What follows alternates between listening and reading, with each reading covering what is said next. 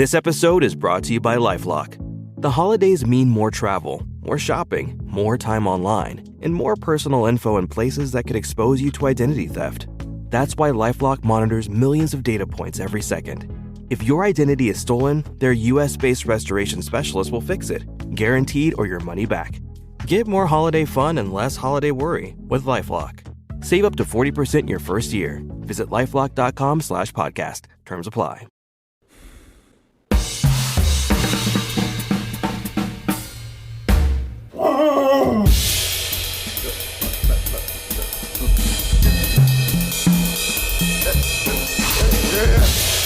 Ladies and gentlemen, can I please have your attention? Can you dig it?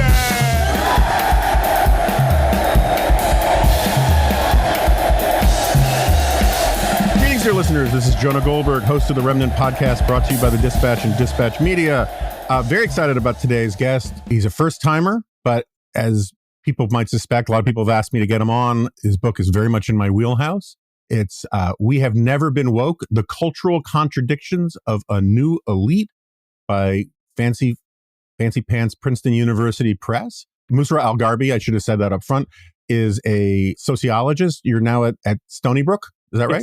But you got your PhD from Columbia. So Musa, welcome to the Remnant. It's great to be here. Thank you so much for having me. And thank you, listeners, for requesting me. It's my pleasure. So we have a rule here, because it's the question that I always want to get when I'm on a book tour, and so rarely do. What's your book about? Oh, sure.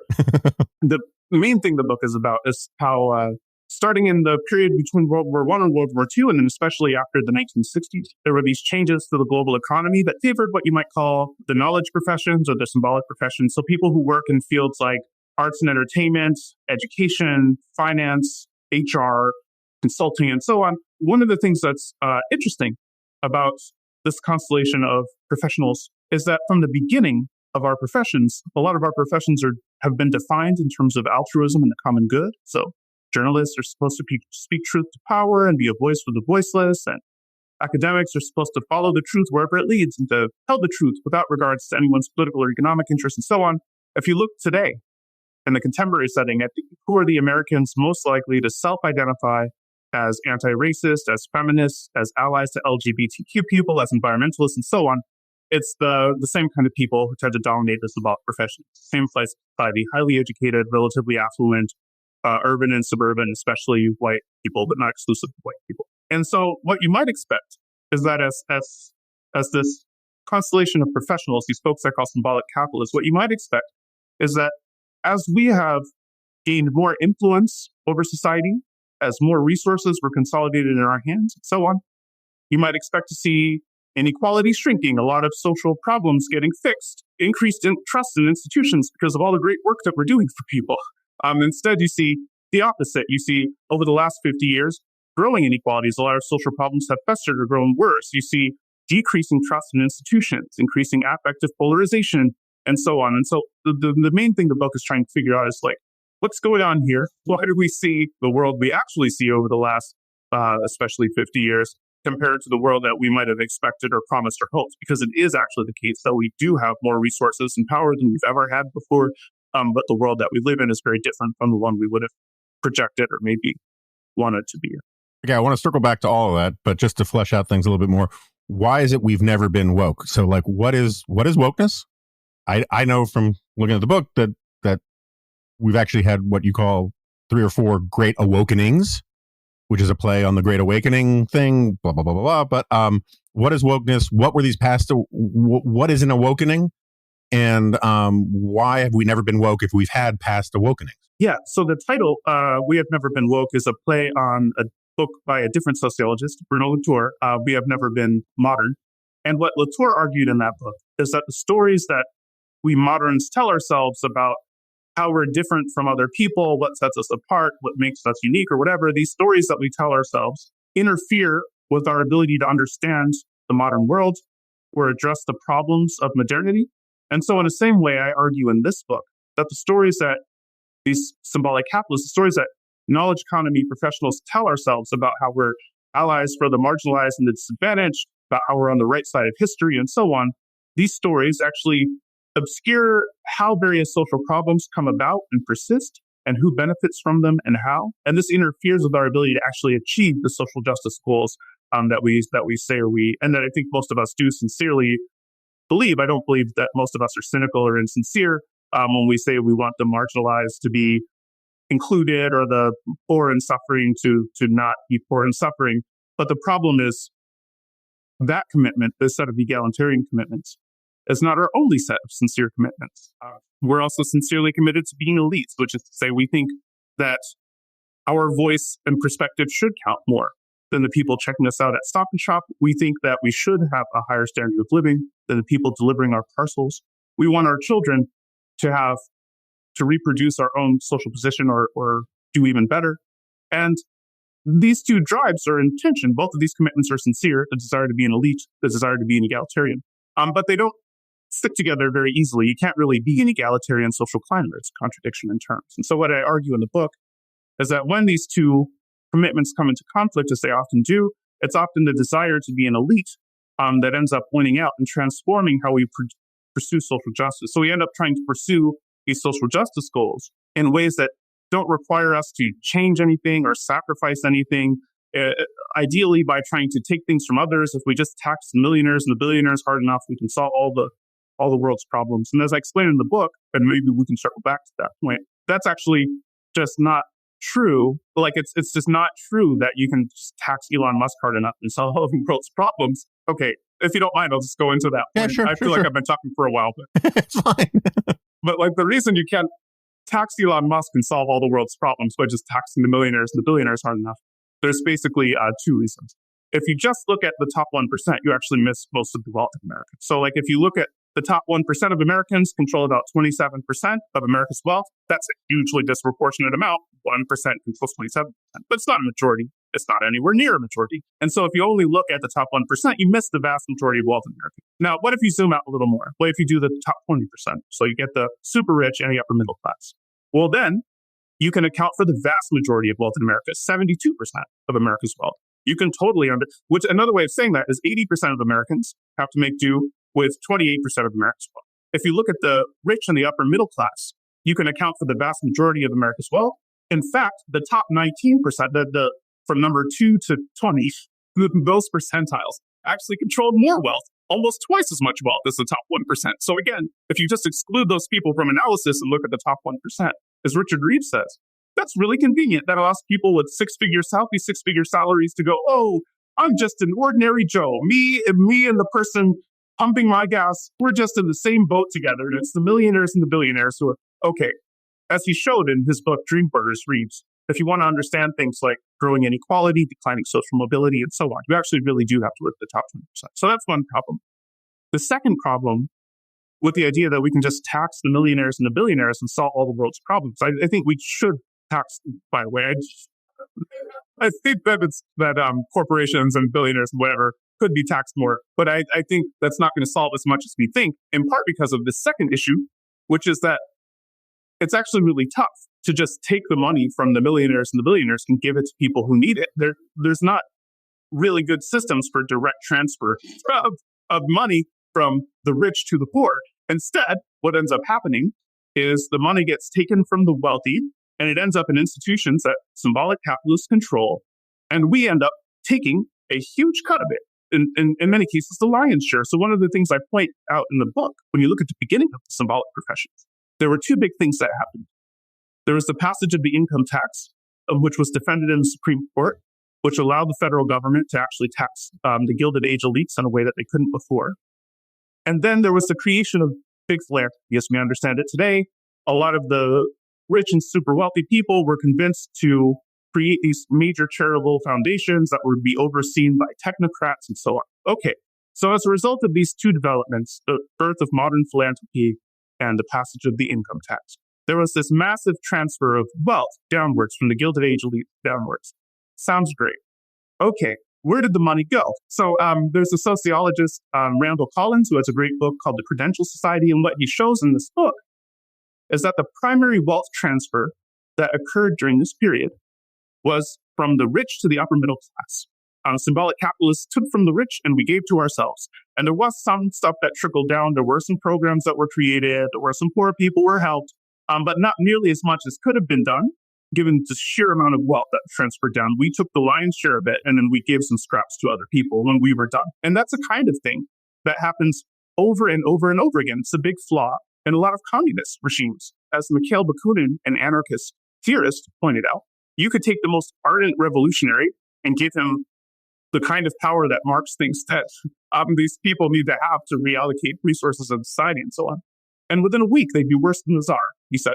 And that's played out every single time. Like the idea that you would have these constellation of folks who would take all of these resources and not take one extra dime from themselves or their loved ones or the communities, and then just voluntarily step back after allocating the resources to the people who need it, and then just step back and live among the people as equals. That's literally never happened.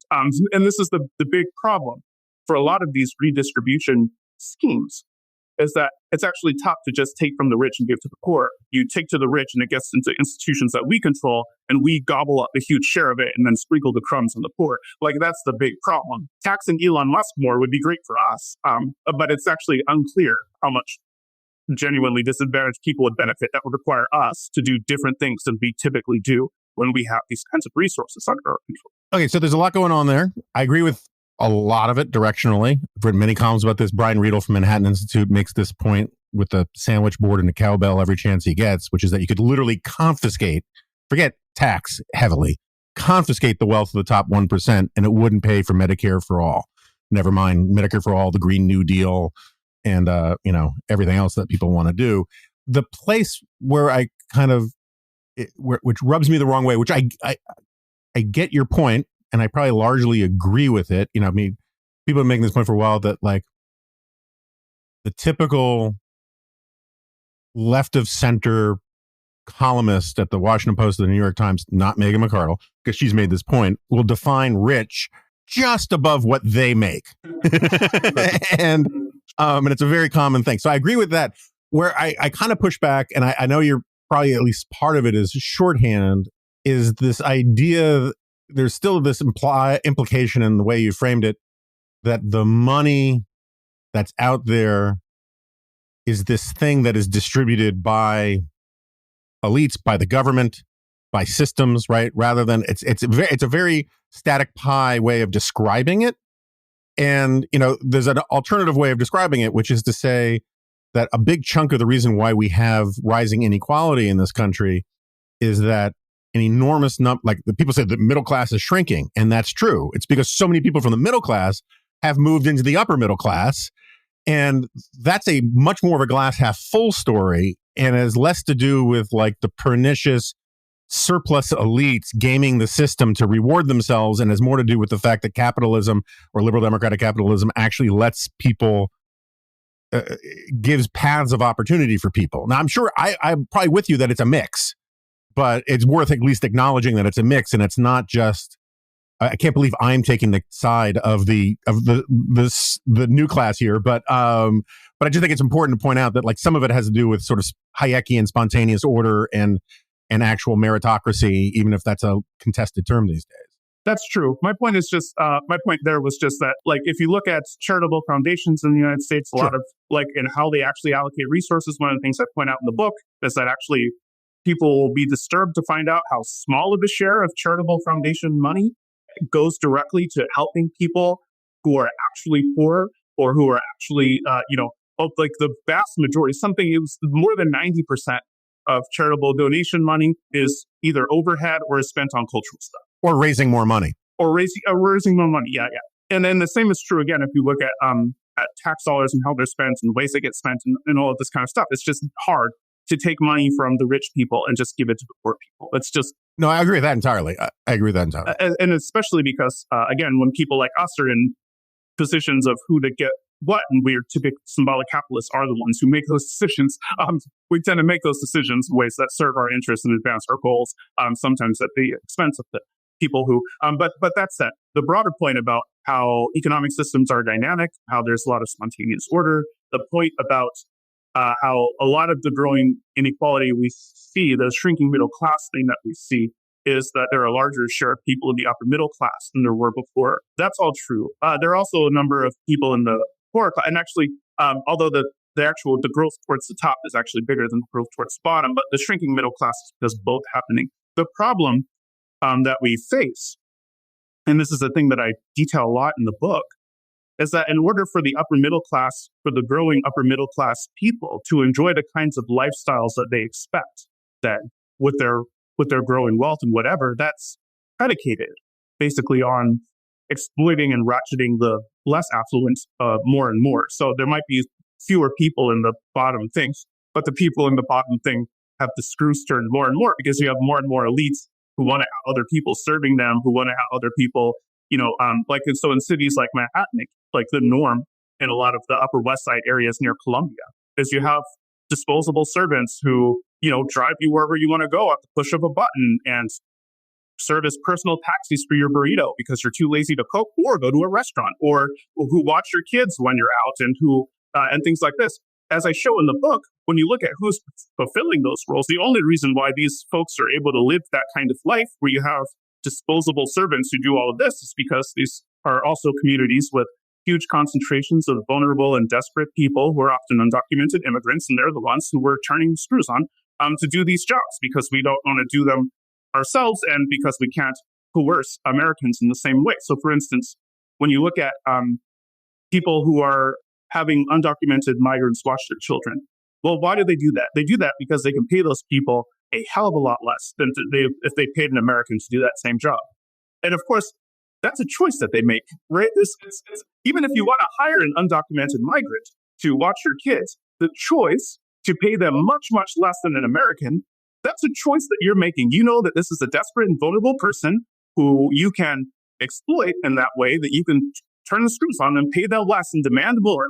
And so you're choosing to do that because you can't get away with doing that to an American. That's a choice that we make. Yeah, I mean, I agree with you.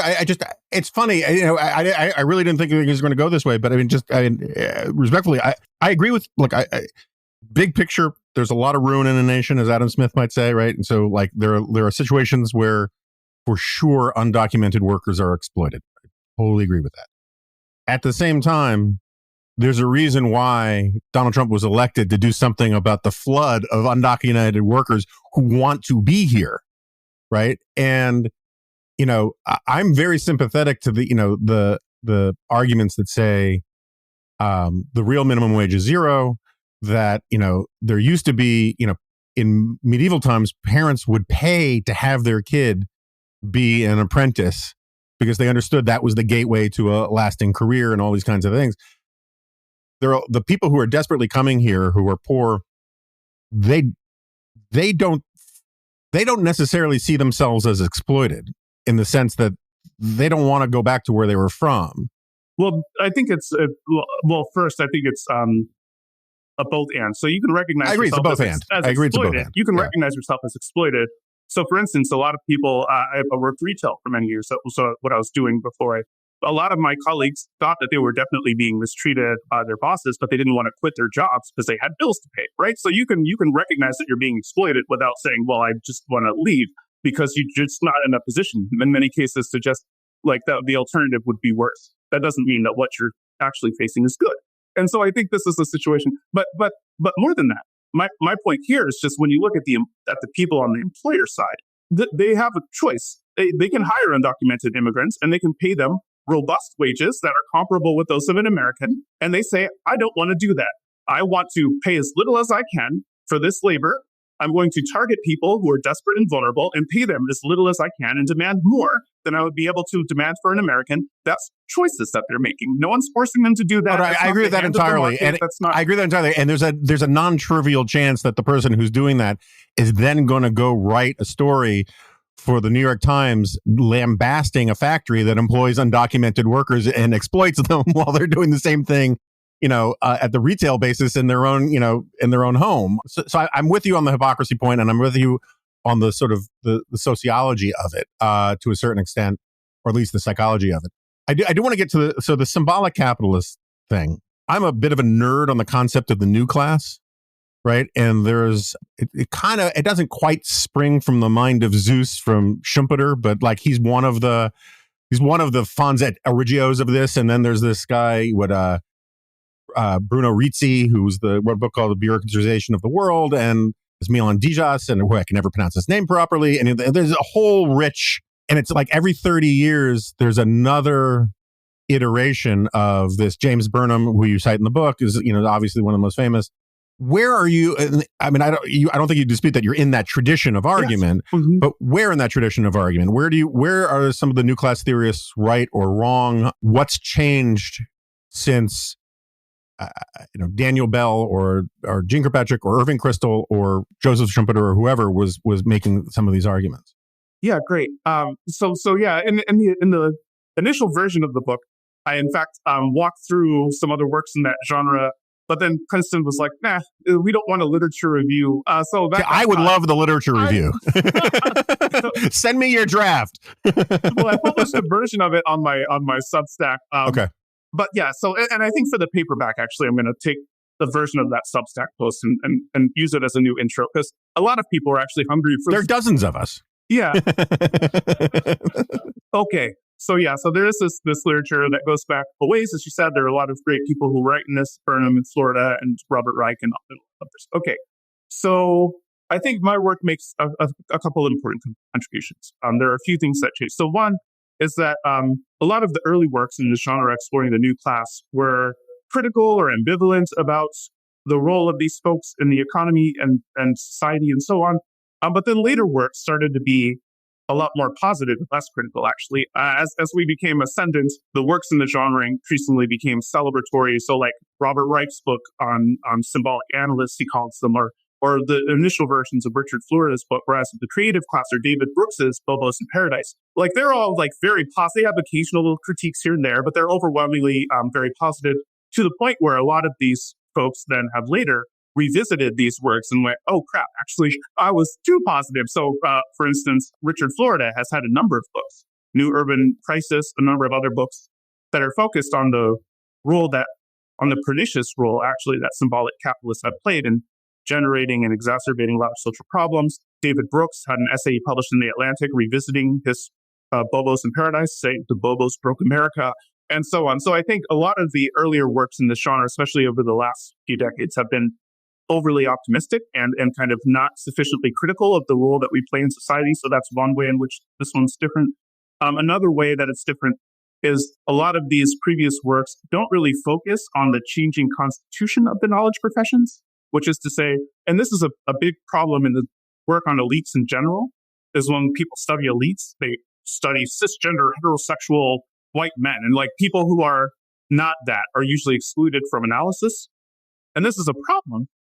Because if you look at who comprises this elite share, while it's still disproportionately white and whatever, but it is increasingly the fact that if you like a huge share of symbolic capitalists today self-identified as non-white, as neurodivergent, as disabled, as LGBTQ, as women, and so on. And so if you only focus on the cisgender heterosexual white men or something like that, then you actually miss, then your understanding of the contemporary elite just gets more and more narrow in a way that's like not helpful for understanding who actually benefits from social order, how, why it persists, and so on.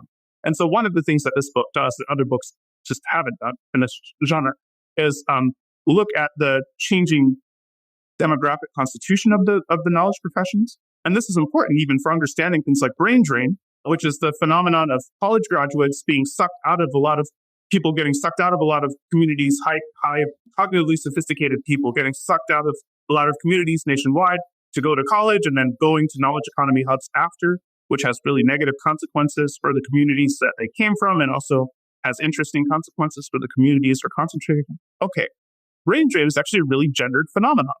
It's women who are disproportionately being sucked out of a lot of communities and being concentrated in knowledge economy hubs, whereas a lot of men are being left behind. And that has important consequences for those communities. Actually, the gender ratios in those communities are shifting in a way that's actually important and underexplored when people talk about brain drain. And then similarly, a lot of the communities that symbolic capitalists are concentrated in, the gender ratio is the other way. They're disproportionately and increasingly female in a way that creates a lot of challenges actually for women. So I have a chapter in a section of the book called Sex and Symbolic Capital that delves into this point about how a lot of these knowledge economy institutions and communities have this kind of heavy female skew that has a lot of important consequences for Okay, so that's one way that the book is different. It also does something that a lot of the others don't, which is to say a lot of the other works in this genre, to the extent that they focus on the legitimation narratives of knowledge economy professionals, they tend to focus almost exclusively on things like meritocracy and cognitive sophistication, and so on. And so this book does engage with meritocracy and our narratives about meritocracy and so on. But it also emphasizes that a second legitimation narrative that has been present from the beginning of our professions as well is that the reason that you should give us this power, this prestige, this status is not for our own sake, but to help us help other people, to help us lift up, especially the least among us, to help us help the marginalized and the disadvantaged. This has been a key part of the legitimation narratives of symbolic capitalists from the jump. It's been underanalyzed in pretty much all other works in this genre. And so one of the big contributions of this work is to look at how social justice discourse relates to our struggles over power and status and things like that. And that's something that other analysts haven't done so far. That's a novel contribution. Oh, last thing I'll say that's related to that, because it sort of stuck to this question that you asked me. Another thing that this book does, it highlights how there are these certain periods where the political leanings and the political views and the output, the kind of things that we put out in the world, shift radically. So after 2010, for instance, if you look at polling and surveys, people who work in the symbolic professions, our expressed attitudes on a lot of issues shifted radically in a way that was completely unlike the rest of America. If you look at the things we put out, so if you look at things like media at published articles in media outlets like the New York Times or the Washington Post, or if you look at academic journal publications, or if you look at entertainment outlets, all of these things shifted radically after 2010. They became a lot more political, a lot more concerned with injustice, especially around identity issues. If you look at things like protest activity or our political leanings and so on, those also shifted a lot after 2010. But what I show in the book is that this period of rapid change and how knowledge economy professionals talk and think about social justice, what I call that a Great Awokening. This period of change we saw after 2010 was actually a case of something.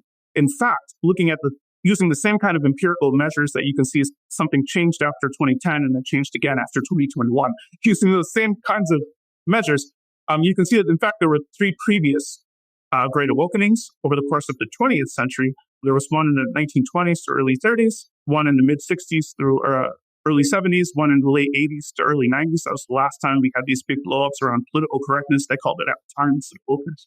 And then we're in one now. And I show that by comparing and contrasting these cases, we can get a lot of leverage on questions like, why do these awakenings come about? Why do they end? Do they change anything? Do they influence each other? And so on. And so that's the project of chapter 2. And this is another thing that's a genuinely novel contribution. So for instance, Pierre Bourdieu wrote a book called Homo Academicus in the 60s that looked at how academics were leveraging social justice discourse in the service of their power struggles, their struggles over power and status. But he only focused on this one country and on this one case because there hadn't been a bunch of awakenings yet at that point. There had only been one previous one in the 20s and 30s. But from my current vantage point, historically, there have actually been many of them.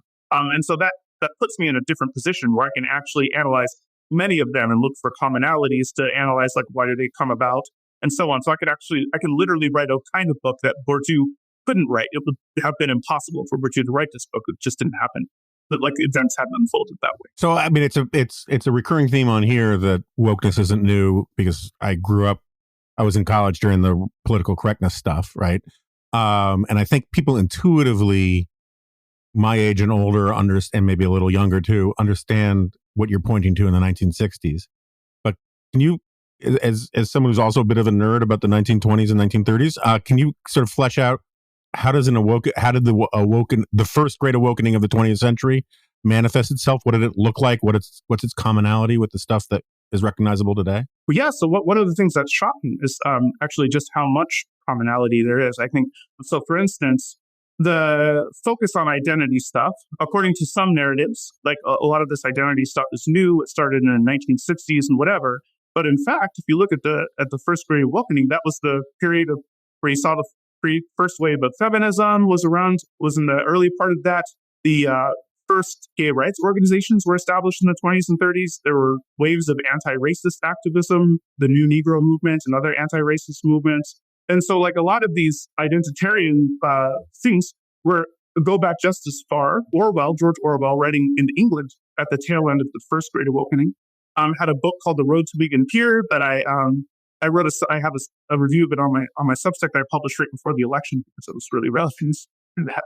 But what I show in that book, or what Orwell shows, is even a lot of this kind of weird intersectional stuff where instead of focusing on where you have these kind of professionals who sympathize with the working class but have no idea how ordinary people actually live, and so project onto them what they think those people should want or need. And then when they find that those people don't want or agree with those things, they recoil in horror and start lecturing and condescending to them, leading to blowback towards what he called fascist candidates.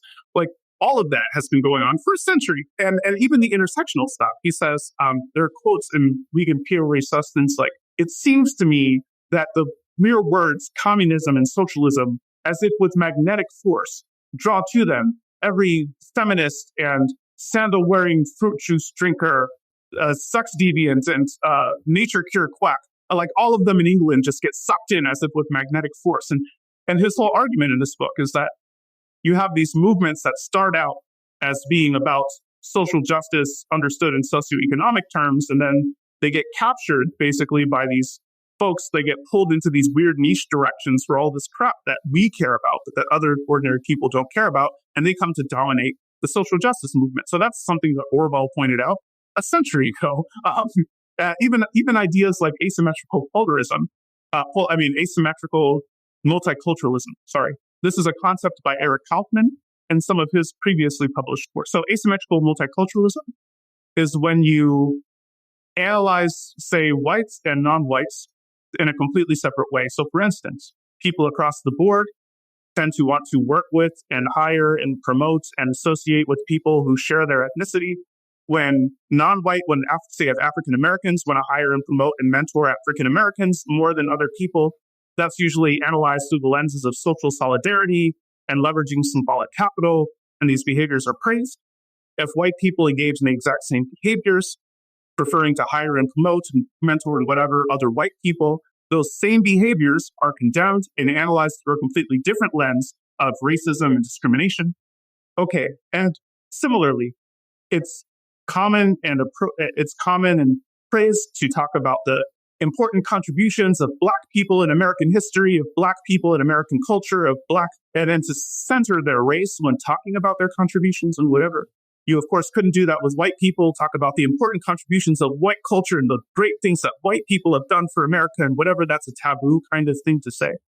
So he calls these kinds of differences asymmetrical multiculturalism. That's what he calls that.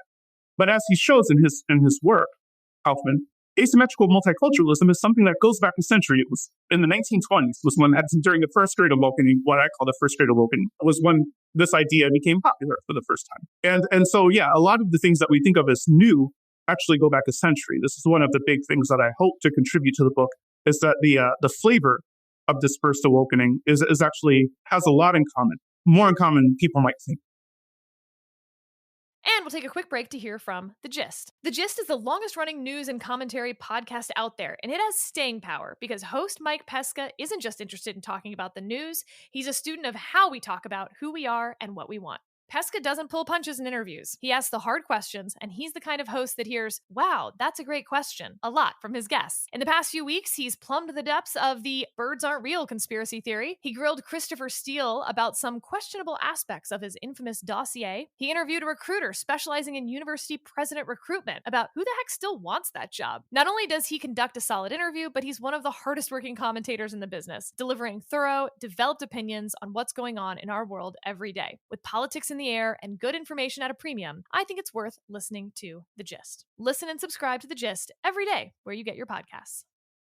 All right, let's take a second to hear from our sponsor, FIRE, or the Foundation for Individual Rights and Expression. You may have noticed that there's a lot of stupid stuff going on out there when it comes to First Amendment rights, free association rights, academic freedom, all these kinds of things. And what the times really require is a serious organization that takes these issues seriously and is a zealous defender of First Amendment principles and First Amendment rights. And that's FIRE. And in fact, one of the great things that it does, it runs this annual college free speech rankings as a comprehensive assessment of how well universities uphold free speech rights on their campuses. And so I want to recommend to you guys, donate to FIRE. Donors of $25 and above get invitation to FIRE events and conferences. They get a 1-year subscription to the FIRE quarterly magazine. They get a personalized membership card. You can join the FIRE Embers Club, which has even, more cool perks. It's also more expensive for $2,500, but it's worth it. It's a great cause. But here's the point.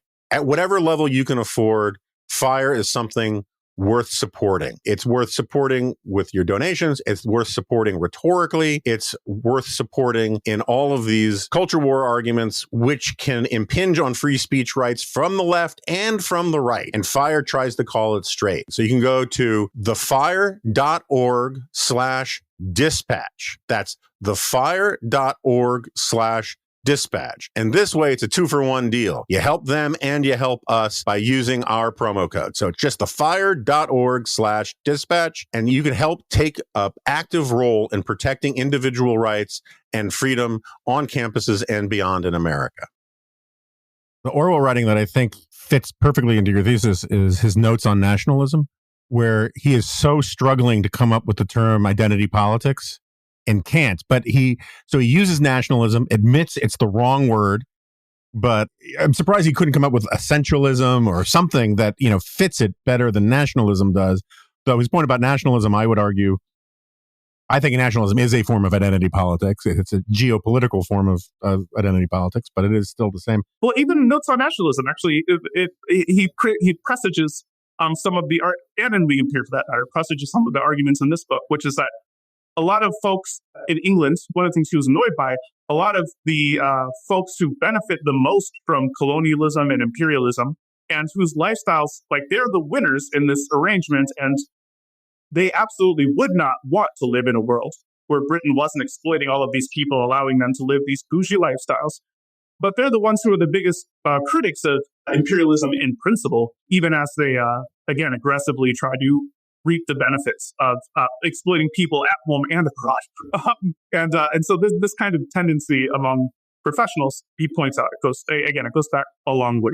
This is, I want to get your take on this, because this is the core of Schumpeter's prediction that capitalism is doomed, was because the problem is that the children of the robber barons and the industrialists, they become lawyers, and the children of the rich lawyers become transgender poets, right? To use but they become, they breed an adversarial culture. Like Deirdre McCloskey points out, the people who were ripping up the paving stones in the 68 riots in Paris weren't the construction workers and the mechanics. It was the university students. And the capacity is one of the great problems with, it's the Achilles heel of liberal democratic capitalism, is that it creates a romantic counter-reaction to liberal democratic capitalism, that if you don't have healthy institutions that can police it, channel it, whatever. This was the problem with, in many ways, David Brooks's. David's a friend of mine. I really like Bobo's. I've criticized it in print, so there's nothing I'm saying here that I haven't said before. But that bougie adversarial culture loves society when it's running everything and everyone agrees that it should be running it. The second a competing faction or elite group gains power or advantage over them, it's like petting the cat the wrong way, and they shriek and they freak out. And the problem, as someone, there's a reason my podcast is called The Remnant, right? I'm not on either team at this point, but the idea, the smugness with the left culture warriors insist that they're not culture warriors, right? And that, and so this has only been run about for 15 years now, but every time, the left wants it both ways, or progressives want it both ways, right? So they want to say that they are the force of change, the force of progress, literally the force of progress. Going back to Comte or whoever you want to pick, right? And at the same time, whenever they meet any resistance, they claim they're the victims, right? So no one in Indiana gave a rat's ass about gay marriage until gay marriage was imposed on Indiana. Now, I'm not saying I'm not against gay marriage, but my point is like the reaction to it cannot be deemed an act of aggression when you're actually taking pride about being the aggressor in social change. And it's that inability to, like I wrote recently that the progressive left needs a remake of Falling Down, that Michael Douglas movie where he famously says, "Wait, I'm the bad guy," because so much of the dislocations, at minimum, it takes two to tango in all of this, and the left is incapable in many ways of, like fish not knowing they're wet, of understanding that they are actually driving a lot of the reactionary stuff that they think is so terrible. Yeah, absolutely. I mean, I think there are a few dimensions to that. I mean, one of the things I highlight in the book is you saw this as well in the Ford Foundation. So this is an example that so the Ford Foundation was created by the Fords, the auto magnates, to support like medicine, like to provide healthcare and do basic science research in the Detroit area and so on. During the second Great Awakening in the 1960s, the people who administered the Ford Foundation decided to make it a foundation that was focused on anti-racism and feminism, gay studies, and things like this. Not just in the U.S., but even exporting it abroad, as Pierre Bourdieu and Loïc Beaupont showed in an essay that they wrote analyzing the Ford Foundation. They played a big role in exporting a lot of these cultural frameworks outside of the United States as well. Ford Jr. was really distressed by the way that the institution seemed to be deviating radically from its initial mission. He tried to pull it back to its initial mission. He was overruled. And in fact, he ended up resigning in protest and saying he hoped the foundation goes broke because he, multimillionaire magnate whose name is on the foundation, couldn't override the bureaucrats in his own foundation. And he said things like, the foundation is a creature of capitalism, but you'd be hard pressed to know that from anything that the foundation does. And he was kind of railing about how the foundation, in fact, is one of the key funders of people who are critical of capitalism in industries like the Ford Foundation and so on. And so this dynamic that you pointed out is a thing that absolutely repeats a lot. The Hewlett Foundation these days is doing the exact same thing, where they are funding a whole bunch of industrial policy, corporatist people who call themselves conservatives to come up with a alternative to capitalism project. That's something along those lines. I mean, it is a remarkably old story of, you can find analogs in it in the Vanderbilts, the Rockefellers, to be sure, right? Remember Warren Buffett's grandson is like, I think it's Warren Buffett. If I'm wrong, I apologize in advance. But, he's like a spoken word poet or something like that. Like it's weird how this happens. Well, and the beneficiaries of this largesse also are often insufficiently reflexive about the extent to which their ability to sit there and do spoken word poetry based on immense grants from the Ford Foundation are predicated on capitalism. Like they think of themselves as outside of the system, but the only reason they're able to sit around doing these entirely niche projects that don't provide an obvious benefit to anyone is because someone else is out there doing the capitalist stuff and just giving them money to do that. And they're insufficiently reflective about that. And they're also typically unaware of the fact, again, that they are themselves elites and that their own lifestyles and whatever are often predicated on the perpetuation and exacerbation and exploitation of a lot of the social problems that they themselves condemn. Like they often don't really think much about. So, for instance, in higher ed, one of the things I show in the book is that the knowledge professions are some of the professions that have the highest rates of people who self-identify as progressive and liberal, like academia, for instance, is a 5-to-1, progressive to conservative, and in a lot of social research fields, it's 10-to-1, and so on. Academia is also an extremely parochial system. It's really unrepresentative of society. It's really hierarchical and exploitative. You have this whole subset of basically second-tier kind of exploited faculty that do a lot of the work, that do most of the work that actually pays the bills, like teaching people, but who have a lot less pay and status and jobs. They have basically no academic freedom to speak of, as I discovered firsthand when I was an adjunct. But you have these people, tenure-line professors, who benefit from the system of exploitation, who think of themselves as radicals and so good and whatever. And then you also have these other people, the non-tenure-line professors, who talk about themselves as poor and whatever, when they're not. As I show in the book, when you look at full-time contingent faculty members, they earn significantly more than most Americans. They have much better working conditions. They have a ton of autonomy, and their job is to just talk about stuff that's interesting to them. They're not like working out at Walmart stocking shelves with a manager breathing down their neck and wearing a uniform and having customers giving them grief all day, right? They're let alone doing anything like manual labor. They're just sitting there talking about stuff that's interesting them to classrooms of students. But it's a good life. Yeah. But a lot of the people who are contingent faculty members, even though they make more money than most people and have better working conditions, more prestige, and so on, and they could get a job at Walmart anytime, they choose not to do that because they understand that working at Walmart would be much, much worse than what they're doing. But they look at the tenure-line professors or the college presidents or Jeff Bezos or whatever and go, oh, I don't make anything as much as them. I must be poor, because they just have no idea how ordinary people live or what ordinary people go through or what normie jobs look like.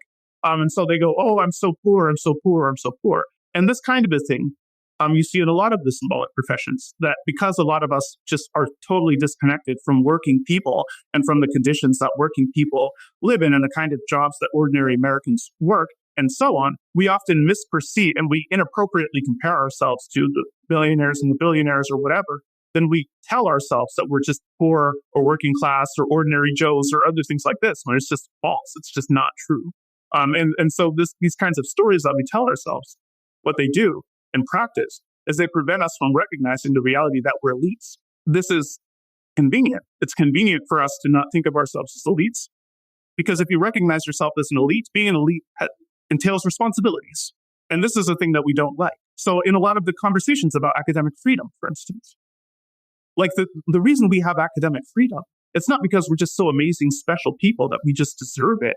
Like the social contract, explicit in the documents by AAUP and other people, in the foundational documents that lay out our academic freedoms.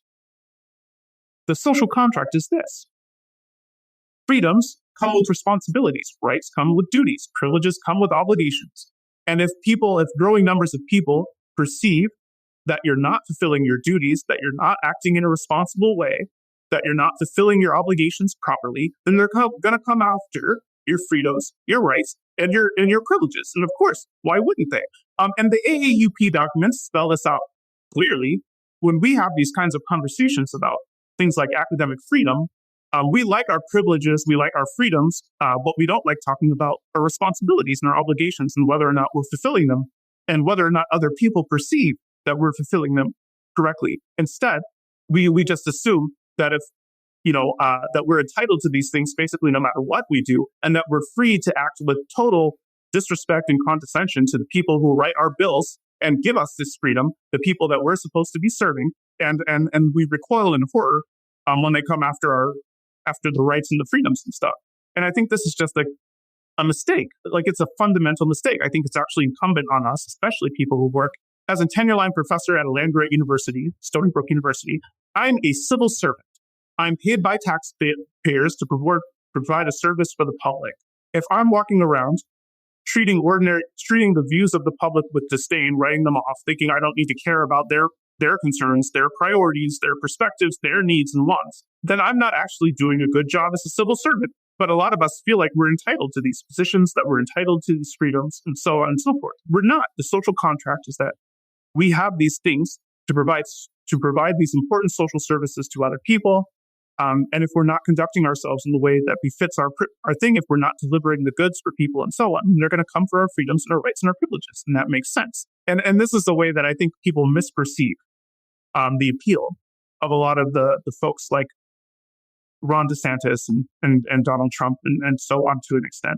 In fact, this is one of the things I highlight in the book, is that when you look the kind of thing that we're seeing now, this kind of cultural moment, it actually repeats after each of the Great Awakenings. It happens because even under ordinary times, the kind of people who work in the symbolic professions tend to be kind of funky compared to the rest of the public. During these periods of awakening, the gap gets bigger because we change a lot, even as the rest of the public is they don't change much. And to the extent that they change, it's kind of continuing on the same trajectory they've been going on before the awakening. But we change a lot, and so the gap grows bigger. It also becomes more salient in people's minds. People notice the gap and they care about the gap more because we become more confrontational with trying to censor and mock and deride and shame and coerce anyone who disagrees with us during these periods of awakening. And so people notice the gap more and they care about the gap more. And that creates an opportunity for political entrepreneurs, usually associated with the right, to campaign against us, to basically say, look, to campaign on bringing people like us under control. Narratives like educational institutions are indoctrinating your children instead of teaching them useful knowledge and skills. The media has become a propaganda arm for the Democratic Party instead of telling you the truth. These kinds of narratives become a lot more popular after each of the Great Awakenings. They're usually followed by right-aligned gains at the ballot box because people are trying to basically empower politicians to bring people like us under control. Actually, each of the Awakenings usually correlates with the creation of alternative knowledge economy infrastructures as well, to the extent that we seem biased or unreliable. This creates a market for other people to, so for instance, after the Great Awakening of the 60s, it became very popular to say academia is a lost cause. It's totally captured. You can't fix it. And so what did people do? Well, they launched a lot of right-aligned think tanks, the Cato Institute, the Heritage Foundation, and so on, to allow people to do scholarship outside of the captured institutions. In the late 80s, early 90s, there was a perception that the media was totally captured. You can't fix it. It's too far gone. So they launched Fox News, for instance, and Fox News is eating everyone's lunch in the cable news. They totally dominate the market, and they have since they launched. And in the current moment, you see attempts by Peter Thiel to acquire Rumble, or Elon Musk to take over Twitter, or Donald Trump to acquire Truth Social. This attempt to create alternative infrastructures of knowledge production is a thing that accompanies each of the awakenings as well, because we become less trustworthy. This is a problem in the long-term way for the mainstream symbolic capitalists in a long-term way, because the way that a lot of these alternative institutions continue to get vote shares, continue to get audiences, continue to get money, and so on, is by perennially sowing mistrust in the mainstream institutions. So Fox News, every day, all day, tell you that the mainstream media is lying to you, they don't respect you, they don't share your values, and so on. That's how they keep their viewers, is by sowing mistrust in mainstream media all day, every day. And so one of the things you see after the awakenings, so you see three things basically. Right-wing gains at the ballot box, the creation of these alternative knowledge economy infrastructures, and usually durably reduced trust in mainstream institutions. And this is all a product of the way that we ourselves conduct ourselves during these periods of awakening. And but we usually don't think about it that way. Our narrative about why we're seeing this kind of reaction. But it's very funny you bring this up, because I agree with you entirely about the analysis. I've been banging my spoon on my high chair about some of this for a very long time.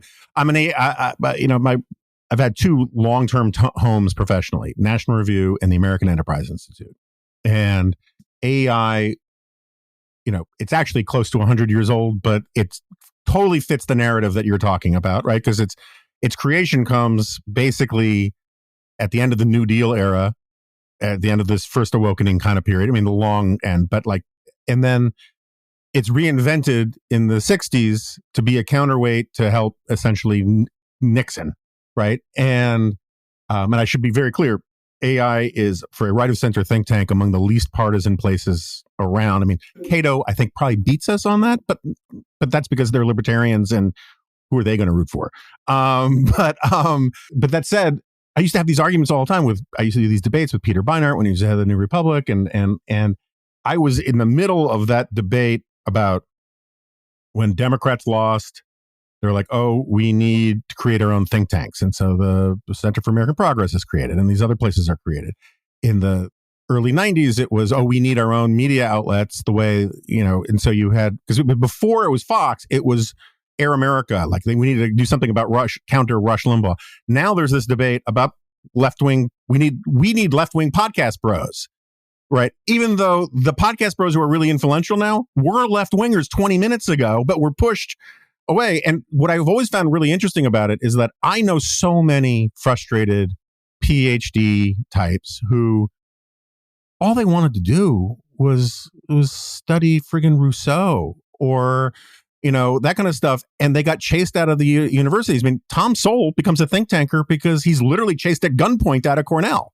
But the left would say, look at those think tanks. They're so powerful. We need our own. And it's like, you do realize you have Harvard, Yale, Princeton, like the entire gulag, not even gulag, the entire archipelago of the commanding heights of elite culture. And yet, because they're not winning, there must be a materialist explanation for it, right? It must be there's some infrastructure we're missing. It can't be that the dogs don't want to eat the dog food. Well, and the worst part is like when they do this kind of thing, it actually exacerbates the problem. So for instance, again, the right-leaning think tanks were created as a counterweight to academia because to provide a place for people to do research that they couldn't do in academia because they were chased out in hostile atmosphere and so on. Okay. So the response eventually was to launch a bunch of left-wing think tanks. The problem is those left-wing think tanks actually exacerbate the sociological distance between us and everyone else, which creates even more appetite for the people that we don't like. If you look at the influence of left-line think tanks, left-line media, and so on helping move the Democratic Party or helping move institutions and so on, even further out of step with mainstream America, they have played an immense role in this. Like their significance has been immense. This is one of the things I show a little bit in the book and in some of my subsects. Ironically, the idea that like they launched these things as a counterweight against these right-aligned structures, which were themselves. But the actual effect of creating these institutions ends up being pulling mainstream symbolic capitalists even more out of touch with the rest of America and leading our institutions and the politicians that are beholden to us to take even more extreme, unrepresentative, and unpopular positions than they would have taken before. And so we exacerbate the very crisis that we're trying to address. I mean, this is the fundamental.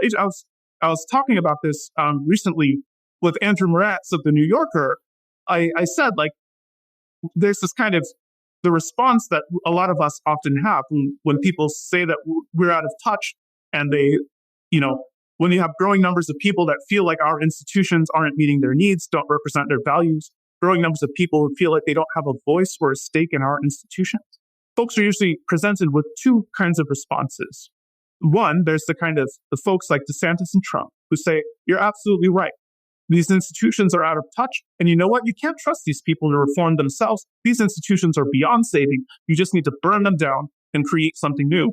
Or you have the response that we usually take, which is nothing to see here. Don't believe your lying eyes. Actually, these institutions are great. And the only reason you would think anything else is because you must be stupid or racist or, whatever. And if those are the two options people are presented with, it's not hard to figure out who's going to end up winning. It's the burn everything down. You can't trust these people. They're beyond fixing crowd. And so this is a way in which our response to the concerns that people have about whether they have a voice or a stake in our institutions, about whether people like us respect or care about people like them or their values or their priorities, about whether or not we're actually delivering the goods, about whether or not we're conducting ourselves in a responsible way and fulfilling our obligations. To the extent that we write these concerns off as being the product of malign influences and misinformation and so on, all we're doing is giving more fuel to the people who are trying to burn us down. I think it's interesting. So, it's interesting that throughout this entire conversation, and I've listened to you on other podcasts, you say we a lot. We, us, our, right? Collective pronouns about fellow symbolic capitalists, academics, and all of these sorts of things, fellow elites. Elites are something I talk about a lot on here. I'm actually a big fan of the Italian elite theorists, guys, and all that. And one of my great gripes, just to turn the tables a little bit, not on you, but on this kind of conversation, is that, again, I grew up on the right, got a lot of right-wing friends, right? Was at National Review for 20 years, been at AEI off and on for 30 years. The tendency among the populists on the right to talk about the elites as if they're not elites drives me freaking crazy. And the example I always use is Ted Cruz. He cannot swing a dead cat without shouting about how the elites are terrible. The guy is literally a Princeton, Harvard, former Solicitor General. When his first press releases came out when he was a young guy on the make, talked about how he was the first Hispanic this, the first Hispanic that, and then was a clerk on the Supreme Court, I think, and he's been a senator, which is like literally the most elite club in the world. And his wife, who's a lovely lady, is a managing partner at Goldman Sachs. If that's not elite, I don't know what is. And so, I mean, you mentioned Rene Girard in here a bit. Part of my problem with not so much your thesis, but the way sort of it's being talked about is because it mirrors something that the right does, which I don't think you agree with, but is that the elites are all them and that we have no elites. But like Donald Trump, certainly by any Marxist standard, is elite on steroids just by his income, right? Elon Musk is an elite. You can say he earned his elite status in a different way than some other elites, whatever. We can have those arguments. The culture war fights are fundamentally shibboleth fights over competing tribes of elites over who thinks they should be, the sort of C. Wright Mills ruling class, right? And they drag their, this is where the Rene Girard part comes in. It's competing victimisms. Right, the American right elites say it's the white Christians who are being brutalized and horribly mistreated, as Donald Trump would say, and it's the left wing elites who have asymmetric control over higher education, to be sure, and on Hollywood and in the media, who claim to be the champions, the paladins for the great coalition of the oppressed, blacks, women, gays, trans people, all that kind of stuff. I think that part not getting into that a little bit, lets the right off the hook in a certain way. And it also, I think, helps illuminate what the left is really about in a lot of ways, to use these right and left labels, which have their own problems.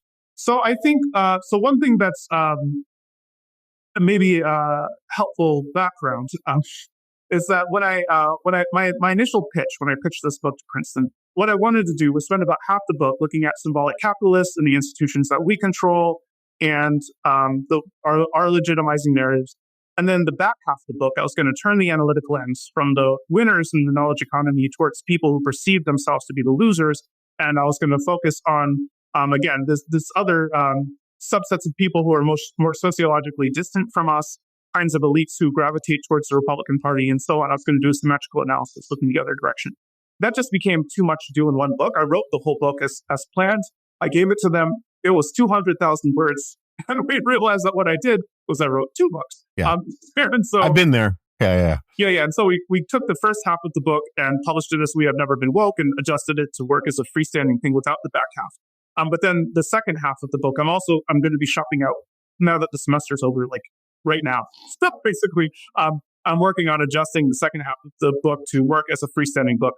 And that's going to turn the analytic lens the other way and look at the other folks. And so, so one of the arguments that I make in the book, in the second, is that the fundamental, so a lot of things that we think of as separate, like the crisis of expertise, the rise of quote populist leaders like Trump, the growing tensions over identity politics and so on, that these are all fronts in this deeper struggle between symbolic capitalists and this other constellation of elites who feels, and constituents who feels alienated from our social order, who feel like their values and perspectives aren't represented. I argue that things like the diploma divide, the urban-rural divide, the gender divide, the racial de-alignment, all of these things can actually be more easily explained by a single schism, which is the growing divide between us, mainstream symbolic capitalists, and the institutions that we control, the communities that we live in, versus people who are more sociologically distant from us. You can actually explain all of these things through that one lens. And so the second book will look at that struggle. And one of the things you definitely see, if you look at who are the elites funding the Republicans, for instance, they tend to be folks who are tied to providing physical goods and services to people or material extraction. So mining, shipping, and logistics. If you look at the top donors to Donald Trump that were unique to, so like finance and banking contributes to both. For instance, they're the top donors in both. If you look at the unique ones, it's like auto manufacturers, shipping and logistic companies, materials extraction companies like oil companies and things like this. And so that at the corporate side, that's the difference. It's like the people who are doing material extraction, providing physical goods and services. And then if you look at beyond the company's side, if you look at individual donors, one of the big donating blocks to the contemporary Republican Party are people who own what you could call family businesses. So non-incorporated, like they're often very large. They have hundreds of companies. I mean, they're incorporated. They're not public. Yeah, not publicly traded. Sorry, better. And so there's this kind of difference between like family, like small businesses, which again are often very large, but small businesses versus multinational corporations that also seems to be playing a big role in who's funding which coalition. And what you see in a lot of these cases is a lot of these folks say you own a chain of car dealerships. You're often a millionaire. So by any socioeconomic standard, you're an elite. But the frustration that a lot of these elites have is they feel like they're not as elite as they should be. So it used to be the case if you were the auto baron and you funded a lot of stuff in the local community, the kids looked up to you, they wanted to be you. Who do the kids look up to today? Who do they want to be? They all want to be influencers. They all want to live in New York City. They all want to. So you don't even have respect in your local community. A lot of local newspapers have shut down. Local organs have shut down. A lot of the stuff has been consolidated in these major symbolic hubs. So you don't even have much of an ability to influence or talk back at the local level. And the New York Times and the Washington Post don't care about your opinions. If you're trying to say, hey, I'm an auto manufacturer. I want to write for I run a set of car dealerships in Duluth. I'd like to write for the New York Times. They're like, I don't care about your opinion. And a lot of these folks are elites by any socioeconomic thing, but they don't feel like elites. They don't feel like they're respected. They don't feel like they have the kind of clout that they should have in virtue of their socioeconomic status and their contributions and so on. And so this is one of the things that generates kind of resentment and this kind of counter movement, even though these people aren't, again, they're not by any socioeconomic standard. They're elites, but they don't think of themselves that way because they feel locked down in this cultural institution. The people with money resent the people with status, and the people with status resent the people for their money. That was the classic one, but increasingly the people with status also have a lot of money. Like growing shares of millionaires and billionaires are. But that's the basic thing, is there's a whole lot of people with a lot of money, but less status, and they feel like they shouldn't have, who have a real bone to pick with us and the ways that we're calling shots. And you have large swaths of ordinary Americans who don't have a lot of money and also don't have a lot of status, but who feel a greater kinship with these disenfranchised elites than they do with the mainstream symbolic capitalists. And so you have this interesting alliance forming. It remains to be seen how stable it is, right? So for instance, there is a sense in which like a lot of the people who run the small businesses, for instance, there's a sense in which they actually do have kind of fundamentally different economic interests than a lot of workers. And so it remains to be seen kind of how and if this new coalition will be stable or not, kind of what it will look like. So you have people like J.D. Vance and others. Oh, by the way, himself, a symbolic capitalist. He was Yale. Then he was working in finance and consulting and stuff like this. One of my favorite memories of this campaign was in the early period of this campaign when J.D. Vance was, because he himself is a symbolic capitalist, his brain has been pickled by a lot of these kinds of culture war stuff that a lot of other Americans don't care about. So one of his early talks, he was gathered in Ohio. Like there were a bunch of normie workers behind him, like auto people and farmers and stuff, wearing their farmer hats and whatever. Anyway, he's going on this rant about how like, oh, I just had a Diet Mountain Dew and I bet the left is going to say that's racist or something. And though the people behind him are just confused and like they don't cheer or anything, they're just like, what? And it's because like a lot of normie voters actually they're not driven to the ballot box because they care about like these arguments about whether Mountain Dew is racist or whatever, right? Like they're less likely to vote in general, and when they do vote, it's usually because there's some kind of problem that they're trying to get solved. It's people like us who vote no matter what and vote for a whole bunch of weird niche cultural crap that doesn't have much to do with like people's daily lives. And so you could see this gap between Vance and the voters that he purported to, even though he says elites this, elites that, even as he was doing this Mountain Dew joke, railing against the elites. But it was the Yale lawyer private equity guys railing against the elites. Yeah, but again, this is a kind of joke that would only land among other like highly educated Ivy people who feel like they should have, jobs at Harvard and they're mad because they're doing something else instead. Like they would go, oh yeah, Mountain Dew, left Mountain Dew, but like some ordinary voters. What the heck is going on here? There's a great scene like that from 2008 where Michelle Obama, I don't mean to rag on her, but it was a really great moment where she's meeting with a whole bunch of people in Ohio, women in Ohio. And these are with faded denim and like working class people. And she says, you know, my message to you, I'm paraphrasing, is don't take those Wall Street jobs. Don't take those jobs at McKinsey. You know, serve your country, you know, go into the public sector. And it's like, what?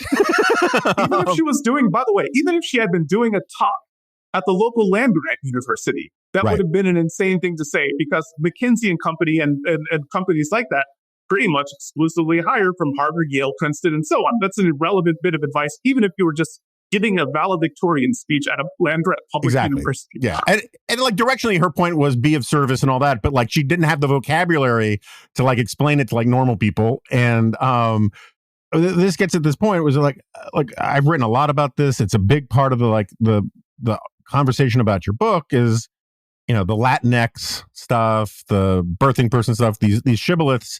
Politicians were told will signal that you're inclusive to normal people are actually signals that you're up on the lingo among a very thin strata of the cognitive elite, right? Or the educational elite, and actually turn off normal people.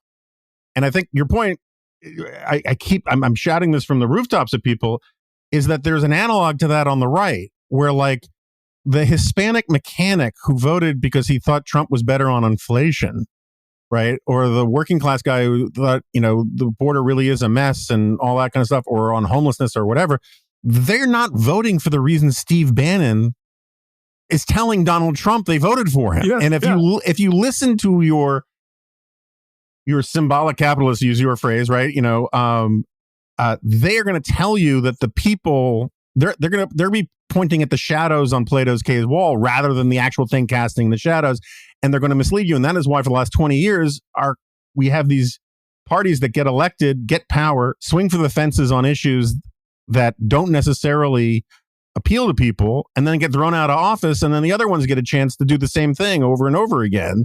You need people. Well, this is what I was saying. We have to see how stable it is, because I agree. I think a lot of the folks who are calling the shots on the Republican side, one, there are these kind of deep tensions within the coalition, as I said. But then the second part is, yeah, a lot of the people who are telling the Republicans what normies want are also clearly out of touch. This is like the Mountain Dew example is a perfect illustration of that. Like J.D. Vance is the kind of guy who's going to be advised if he's the vice president. He's going to be the kind of guy who's whispering into the president's ear about what normie America wants. Yeah, no, and there's a huge tension between, like, Donald Trump just embraced the Longshoremen's Union and it came out against automation. I will tell you this, I have a lot of disagreements with Elon Musk, but Elon Musk has a very different view on automation than, you know, the Mr. Driverless car. So I agree that the coalition's unstable. I will say, just for purposes of putting together your next book, you should look at them, if you can get the numbers and the details. The people who attend the big donor conferences for the Koch network, very few publicly traded companies in there. Lots. I mean, and the Koch Industries itself is privately owned, right? But it's massive. It would be a Fortune 50 company, you know, Fortune 10 company, maybe. I don't know these days if it were publicly traded. But part of the reason why it attracts these people is they are not accountable to the transparency rules and the activist shareholder stuff that a privately held company is, and that creates a different sociology. All right, my friend, thank you so much for coming on. I hope you'll come back. We didn't get nearly as nerdy as I had hoped to. Much more to talk about, but congratulations on the book. It's doing great. It's a bestseller. And thank you for doing this. Yeah, it was a lot of fun. Happy to come back. Okay, so Musa al-Gharbi has left the studio. So many other things I could have wanted to talk to him about. I highly predict that I will get two kinds of responses to that conversation. Very positive and what the hell was that? And that's fine. I enjoyed it a lot. I, as you by no doubt have learned at this point, very interested in a lot of these different things, been writing about a lot of these different things. I didn't get to ask him whether he would take grave offense. I think he would. I think he would join the ranks of Jonathan Haidt and Rob Henderson, and maybe not Yasha Monk at this point, but Yasha Monk, this whole crop of younger social scientists, sociologists, social psychologists, right? These who are essentially neoconservatives who don't want to call themselves neoconservative for all the obvious reasons. For your bingo cards,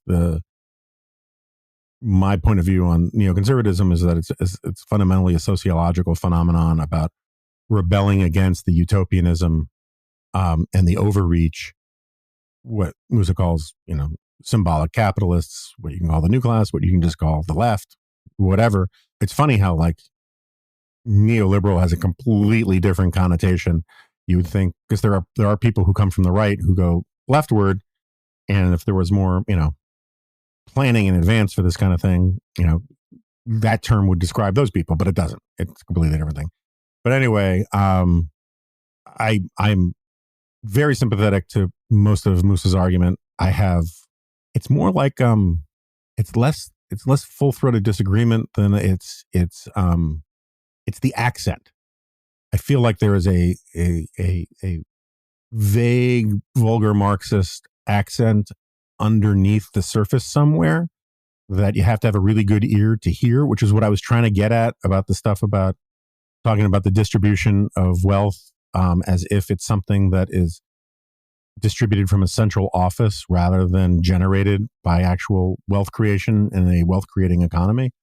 I don't want to be unfair to him because, again, I think he's really smart. And if I were deeply offended by the accent of the vestigial accent of Marxism, I would have to be offended by 8 out of 10 of my favorite intellectuals. So, but they're just, I feel like if I pressed them, we could find more places we could disagree on some things. Anyway, I have no idea if this is airing first or second this week or any of that stuff because we're racking them and stacking them. Thanks for listening. There is time to get a subscription to the Dispatch. There is time to get a present for somebody to gift a subscription to the Dispatch. It would be a great way for us to start the new year with a big bump in members. You'd be giving a gift to me, and I think you'd be giving a gift to yourself, and you'd be giving your gift to whoever you gifted a membership to, especially if you gave one to yourself if you're not a subscriber already. So with that, I'm looking forward to the comments on this one. And until then, I'll see you next time. No, you won't. This is a podcast.